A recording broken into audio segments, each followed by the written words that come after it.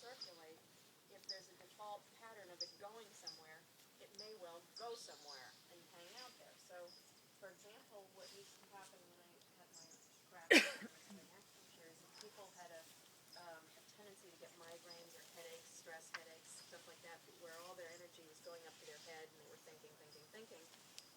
You do the acupuncture, it would release some prana that was stuck somewhere, and that would flow up to the head, and the person would get a headache almost by the time they left the office.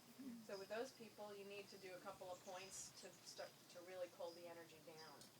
So if there's a place in the body that does have, and that's usually the head. Usually those the stagnant things like a stagnant place in the breast or somewhere in the gut usually doesn't have a default pattern of all the energy in the body going there. Usually our default pattern is all the energy in our body going to our head and staying there, right? But you can, with that, if you release it, it can go. So I guess I used a bad analogy. Instead of something that's kapha, how about something that's like pitta? Like an inflammation. If you were to fill inflammation with Chinese medicine, you would actually grow the inflammation. So, if you would fill it with... Yeah, if you tonify it.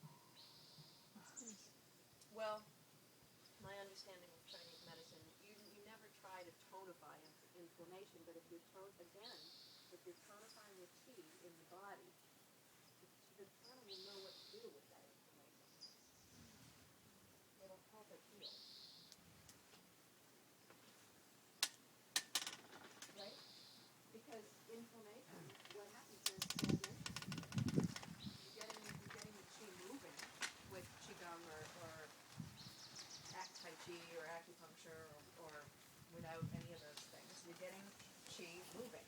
It's going to be less likely to support a stagnant situation, which inflammation, among other things, is. And of course, you have to ask yourself the reason for the stagnation that has led to the inflammation. Maybe it is because of ama, slimy material.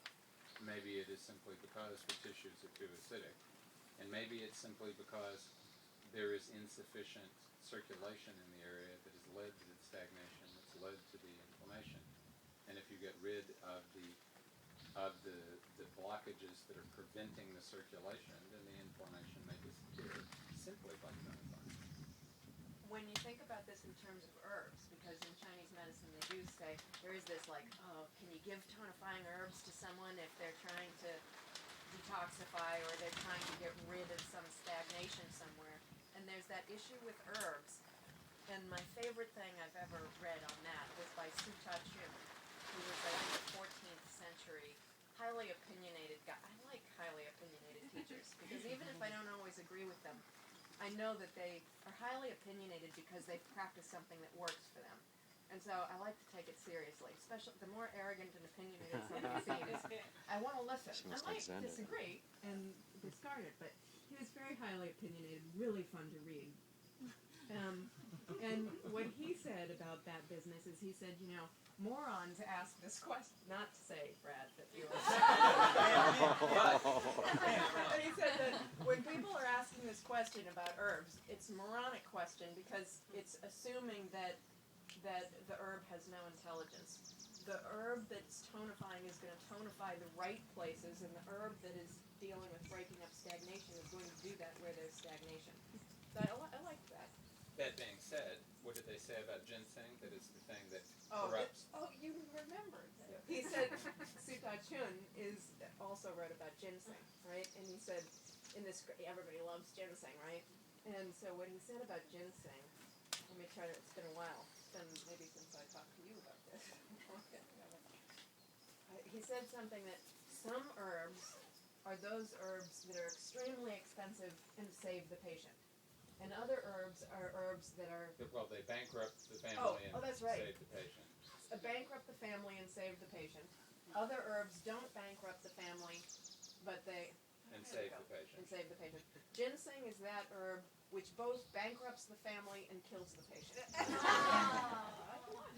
What? Why? Because what would happen is it's this rare herb, and you find one that looks like a human. It's even more rare, more expensive. Ginseng got this, has this this egregore around it, this belief system everybody is bought into that, oh, it's rare and it's expensive and so it will definitely work, right?